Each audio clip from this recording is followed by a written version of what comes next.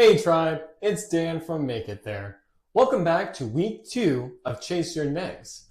Last week, we did the hard work of discovering your just right roles. Today, we're talking about getting ready for your job search. It's rough out here in these job search streets. You gotta be prepared. You need a toolkit. Let's talk about it on the other side. To believe me, that's on TV. You ain't never turn a blue check to a. I can't wait for you. I need me a good. A pretty smart person once shared with me the secret to a successful job search. They said, Dan, job hunting is like working a sales job, and the product you are selling is you. How do you feel about your product? Not so great, I thought. And can you pitch it? Probably not, I answered. Well, here's a fabulous secret you should know, they said. You can sell just about anything with a compelling marketing package. Disability doesn't have to have anything to do with it. Wow. So let's find out how to develop one. Okay, first, the basics. What should a personal marketing package include? At minimum, it includes a resume that beats the AI bots and a LinkedIn profile that gets you noticed. We'll get to these in a moment or two. But first, a challenge. Tell me about yourself in 60 seconds or less, in the most positive light imaginable. Give me a clear sense of who you are, your backstory. Convince me that you have what it takes to slay the role you chose for yourself in the last video. Create FOMO, i.e., the fear of missing out. When you're done, I should be enthusiastic about what I have heard and not want to end the conversation without getting your contact details or giving you mine. That's the assignment. Can you do it? What I'm referring to is called an elevator pitch. It's a brief but compelling summary of who you are, what you can do, and the value you bring to the table. It's designed to capture the attention of someone in a hiring role in 60 seconds or less. Heck, you might not even need 60 seconds if you're that good.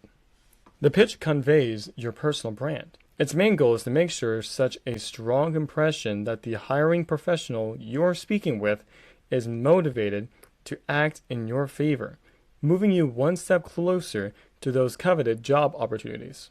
This could take the form of informing you about a position that is about to come open, referring you to a hiring manager, inviting you to an upcoming job fair, or just offering their contact information alongside a genuine willingness to help. You could even slang an interview out of it, maybe even a job. What are the key elements of an elevator pitch, and how do I create one? I'm glad you asked. A strong elevator pitch usually has 4 parts. 1. Introduction. Start with your name and a friendly greeting to set a warm tone. 2. What you do. Summarize your background and skills, focusing on what is relevant to the person you are speaking with. Clarify your goal, such as seeking a job, mentorship, or collaboration. Highlight the value you bring. And 4. Call to action. You don't want your connection with a person to end there. Don't let it. There are a host of creative ways to keep the conversation going. Here are a few. Be sure to rehearse it until it's second nature. Having a high-impact elevator pitch can be a game changer for people with disabilities, for a number of reasons. They help you immediately dispel harmful stereotypes about people with your particular disability. They help you track supportive relationships with mentors, peers, and potential collaborators. They reduce communication barriers in high-pressure settings, which also reduces your level of anxiety.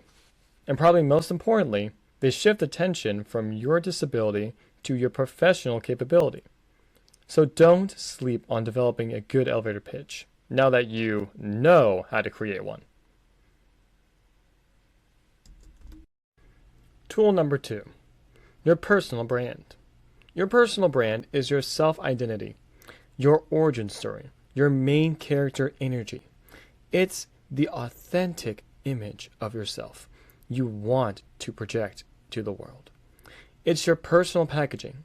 And if you don't package yourself, someone who might not have your best interest in mind may do it for you. You might end up KO'd by petty stereotypes. None of us want that. It's important for people with disabilities to develop a compelling personal brand because we oftentimes struggle with imposter syndrome, that feeling that we may not be worthy of consideration. That's just plain wrong. So don't treat yourself like a side character. Remember, you're the main character in this epic, and every main character has a compelling story. So before you write a single word in your resume, make sure you've done the work of creating your own unique personal brand. It's what you'll be selling. So I'll make this easy for you. Find 3 words that describes you. Then answer these questions. What's your story? What are your credentials? What's your industry? What's your vision of your career? What are your values? What are your hobbies? And what's your personal style? Montage all of these together into a brand profile. Vet yourself by checking the internet and social media to make sure there isn't conflicting and possibly damaging information out there that contradicts the brand you want to project. And from now on, all of your job search activities and tools should consistently promote and reflect this personal brand. Oh, and by the way, that includes how you handle yourself both in public and in private. People hate a phony, and they can spot one from miles away. So be true to what's authentically you. Up next, a resume that both beats the bots and makes humans take notice. So about those resumes. Yes, you definitely need a well-crafted, forward-looking one that highlights both your credibilities and accomplishments, but there's something important you need to know. Most resumes that are submitted online end up going through AI gatekeepers, filters that scan and judge content of applicant resumes, deciding whether a human ever sees it. These filters are called Applicant Tracking Systems, or ATS. It is said that they screen around 75% of resumes submitted on the internet. ATS systems are nitpicky and particular. They want the information on your resume submitted in a particular way, or it will be sent to the AI black hole. So no columns, no headers, no images, and by all means, use the same keywords that the employer used in the job posting. According to the statistics, about 75% of resumes are rejected by ATS systems, often due to a lack of keywords. ATS also doesn't like employment gaps very much. Research suggests that these systems tend to discriminate against people with disabilities for that very reason. And some say ATS systems are riddled with accessibility barriers. As someone who has been up against them, they legit make you want to give up. But giving up isn't an option. Ever. If you encounter accessibility barriers during your application process that keep you from applying, reach out to the HR department of that company and request an accommodation. Making it through the valley of the bots is a pretty awesome accomplishment in itself. And what about your human audience? For your human viewers, just make sure your resume mirrors the language in the job description. Use their exact keywords. And don't just list duties. Show results. The formula is action verb plus task plus measurable result. For example, instead of wrote social media posts, try increase audience engagement by 30% by writing a scheduling targeted social media posts. See? So use action verbs. And listen, if you've never had a real job, you still have experience. Did you run a club? Manage a group chat? Babysit? Freelance? Volunteer? All of that is experience. And if you struggle with crafting resumes, there are tons of resources out there that can help. Websites like resume.co and myperfectresume.com can get you a basic resume for under $20 a month. Websites like www.jobscan.com offer ATS optimization services that will scan your resume alongside the appropriate job description to optimize your resume for ATS. Some but not all chatbots will actually write your resume for you based on the basic prompt you give it. And of course, you can always reach out to an American Job Center near you for help. I'll put the contact information in the description box. Now on to the next tool, for your personal marketing package. It's a big kahuna of business networking sites. LinkedIn. Your LinkedIn profile isn't just a digital version of your resume. It's your online brand page and highlight reel. This is where your personal brand comes to life. LinkedIn, done right, validates you to those who may be thinking about taking a chance on you or just want to know more. So first, get a decent headshot that is consistent with your personal brand. No, not the one from the club last weekend, and not the selfie you took while waiting for a haircut. According to statistics, profiles on LinkedIn with profile pictures receive up to 36 times more messages. Once you have this nailed, slay with a powerful headline that oozes credibility. For example, mine reads, business student, content creator, and creative thinker. No surprise on that one. You also need a compelling about section.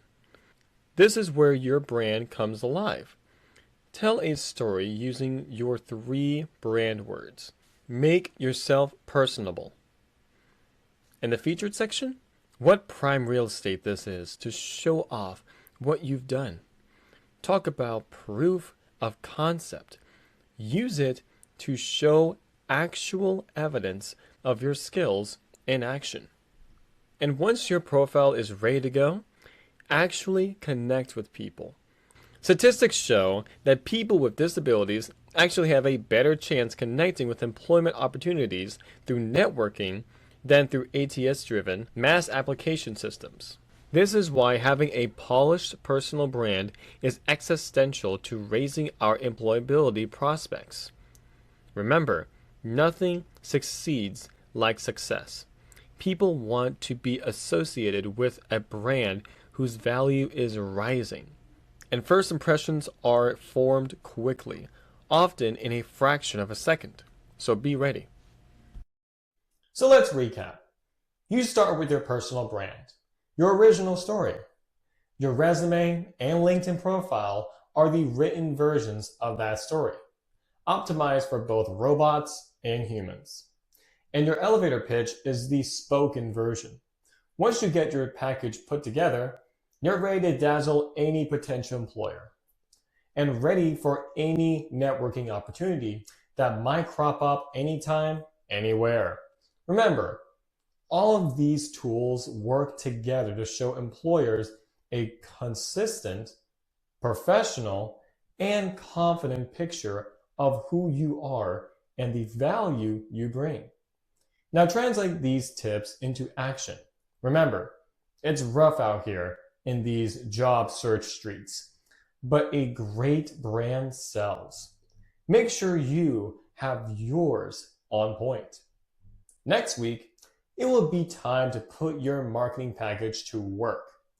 We'll dive into the strategies of the job search itself, where to look, how to apply, and how to manage the process without losing your mind.